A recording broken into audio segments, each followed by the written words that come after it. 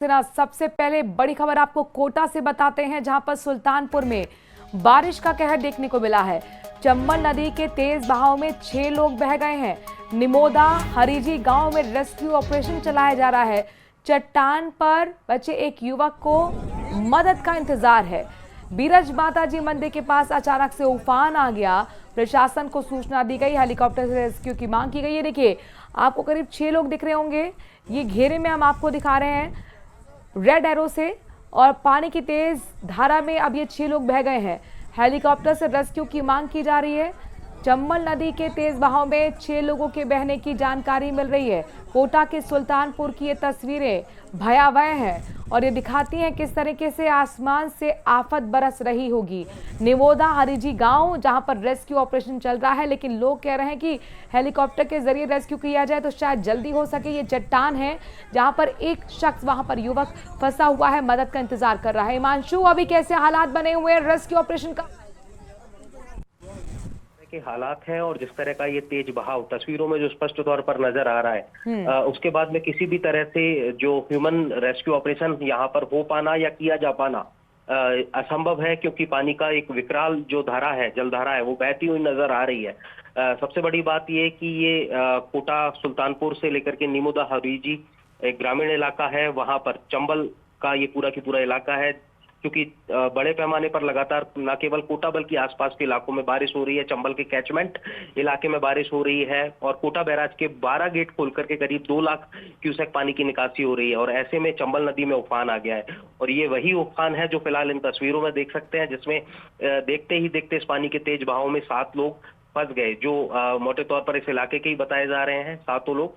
लेकिन देखते ही देखते पहले एक बहता है, एक शख्स बहता है, 2 बहता है और इस तरह से कुल 6 लोग जो है वो वहां पे बह गए हैं। और फिलहाल पानी के बीच में एक शख्स खड़ा हुआ है, एक ग्रामीण खड़ा हुआ है जो मदद की गुहार जो है वो लगाता हुआ नजर आ रहा है। हालांकि जो वहां पर बड़े पैमाने पर आसपास के ग्रामीण जो है वो जमा हो गए हैं, उन सबकी यही मांग है कि इसको हेलीकॉप्टर के साथ में रेस्क्यू किया जाए। हेलीकॉप्टर बुलवाने के लिए रेस्क्यू के साथ में मांग जो है वो हो रही है। पुलिस और प्रशासन के जो अधिकारी हैं, क्योंकि सुल्तानपुर थाना इलाका ये पूरा की पूरा पड़ता है और सुल्तानपुर थाना पुलिस मौके पर मौजूद है, प्रशासनिक अधिकारी फिलहाल मौके पर मौजूद है, लेकिन फिलहाल रेस्क्यू किया जा पाना संभव नहीं है। और यही वजह रही कि हम जो तस्वीर दिखा रहे हैं, उन तस्वीरों में पहले हमें जो है वो 4 लोग नजर आ रहे थे, फिर एक शख्स बह गया, फिर वो 3 रह गए और देखते ही देखते 2 लोग और बह गए। यानी कि अब सिर्फ उसे एक शख्स जो है वो जिंदगी की जद्दोजहद पानी के बीच में करता हुआ नजर आ रहा है, मदद की गुहार लगा रहा है। लेकिन हिमांशु, तस्वीरें भयावह हैं और जाहिर तौर पर दिखा रही कि किस तरीके से ये पानी मौत बनकर बह रहा होगा। ये बताइए, उस युवक तक पहुंचने के लिए किस तरह से कोशिशें चल रही हैं? देखिए, चूंकि देखिए ये तस्वीरें खुद बोल रही हैं कि पानी का तेज बहाव कितना है और इसकी डेप्थ भी बहुत ज्यादा है। तो ऐसे में यहाँ पर एसडीआरएफ का पहुंच पाना या निगम की जो टीम है उसका पहुंच पाना या लोकल किसी तरह से रेस्क्यू कर पाना वो असंभव है, क्योंकि ना ही इस बहाव के बीच में बोट को उतारा जा सकता, ना ही एसडीआरएफ की टीम वहां तक पहुंच सकती, क्योंकि पानी के बहाव के साथ में एक बड़ा डेप्थ भी है इस नदी का। चंबल का एक बड़ा जो दायरा है, उस बड़े दायरे के अंदर चंबल नदी बहती है। वो इस अच्छा हिमांशु, ये बताइए कि आप कह रहे काफी मुश्किल है रेस्क्यू ऑपरेशन को अंजाम देना, इसलिए शायद हेलीकॉप्टर से मांग भी की जा रही कि रेस्क्यू करना चाहिए। ये अचानक कैसे फंस गए 6 लोग यहाँ और फिर बहते हुए कैसे हुआ ये सब?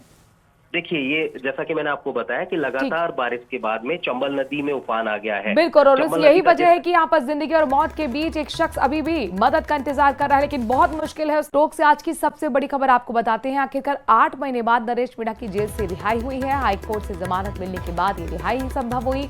सशर्त जमानत मिलने के कारण समर्थक नहीं पहुंचे थे। नरेश मीणा थोड़ी देर में समरावता गांव पहुंचेंगे। समरावता गांव में ही थप्पड़ कांड हुआ था, वहां की गूंज पूरे प्रदेश में सुनाई दी थी। आगजनी हुई, हिंसा हुई, यहां तक कि पुलिस पर पथराव भी हुआ। वो तस्वीरें हमने देखी थी, देवली उनियारा उपचुनाव के दौरान की वो तस्वीरें थी। नरेश मीणा, ये पहली तस्वीर हमने आपको दिखाई जब वो जैसी सबसे पहले उन्होंने समर्थक देखे, हाथ जोड़कर उनका अभिवादन स्वीकार किया है। मौसम खराब है, बारिश है और सशर्त जमानत मिली है, लिहाजा बहुत ज्यादा हुजूम तो समर्थकों का नहीं मिला, लेकिन कुल मिलाकर बहुत ज्यादा उत्साही समर्थक जरूर हैं, क्योंकि आज का दिन का समर्थकों को लंबा से इंतजार करना पड़ रहा है।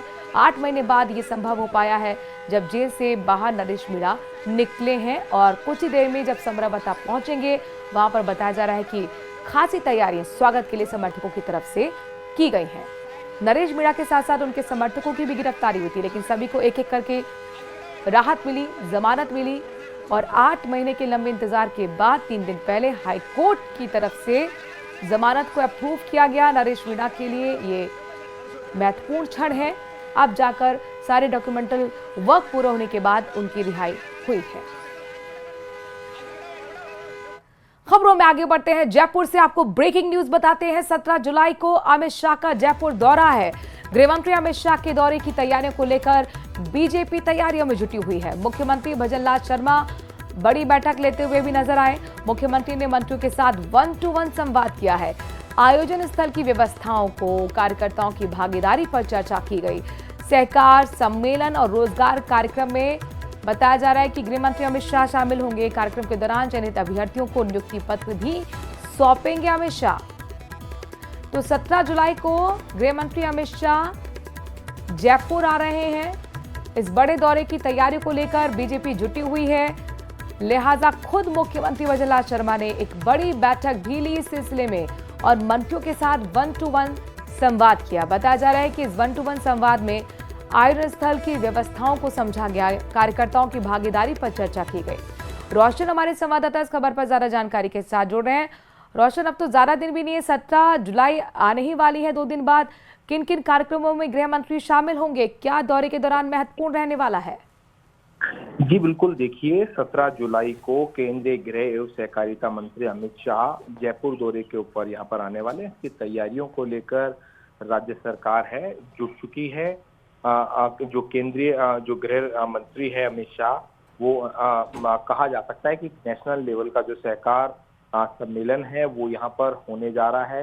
रिंग रोड स्थित जो दादिया गांव है वहां पर होगा। साथ ही साथ रोजगार जो उत्सव कार्यक्रम है उसके तहत जो केंद्रीय मंत्री अमित शाह है वो युवाओं को रोजगार जो पत्र है वो सौंपेंगे। तो ऐसे में इसकी तैयारियों को लेकर आज मुख्यमंत्री भजनलाल शर्मा ने सीएमओ के अंदर जो तमाम जो सरकार के मंत्री उनसे 1-to-1 संवाद किया है।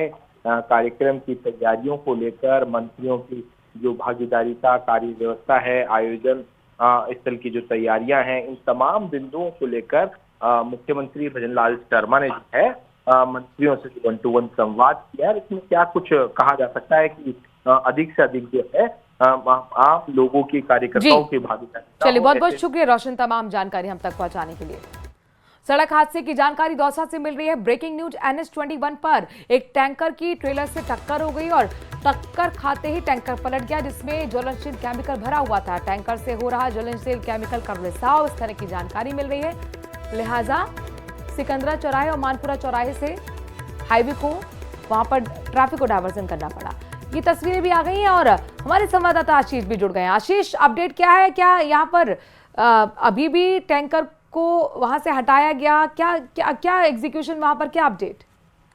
बिल्कुल, पिछले करीब 2 घंटे से नेशनल हाईवे 21 पर यातायात को बंद कर रखा है और यातायात को सिकंदरा चौराहे से डाइवर्ट किया गया है। जयपुर से जो गाड़ियां आ रही हैं उन्हें सिकंदरा चौराहे से कड़ी की कोठी गीजगढ़ होते हुए डाइवर्ट किया गया है और जो भरतपुर से गाड़ियां आ रही हैं उन्हें मानपुर चौराहे से डाइवर्ट किया गया है।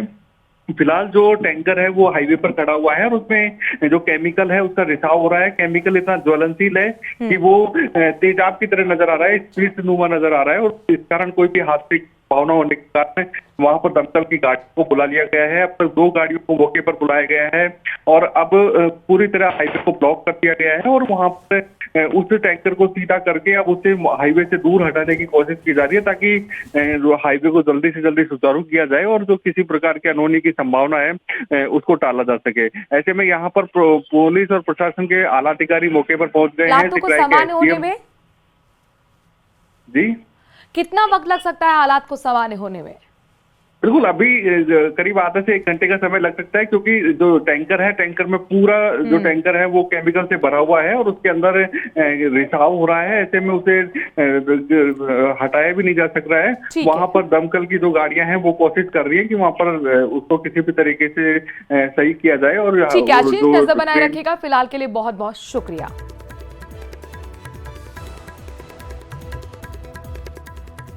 ये तस्वीर आपको हम हाईवे की दिखा रहे हैं और इस हाईवे पर अभी फिलहाल डायवर्जन एग्जीक्यूट है क्योंकि ज्वलनशील केमिकल इसमें भरा हुआ था। खबरों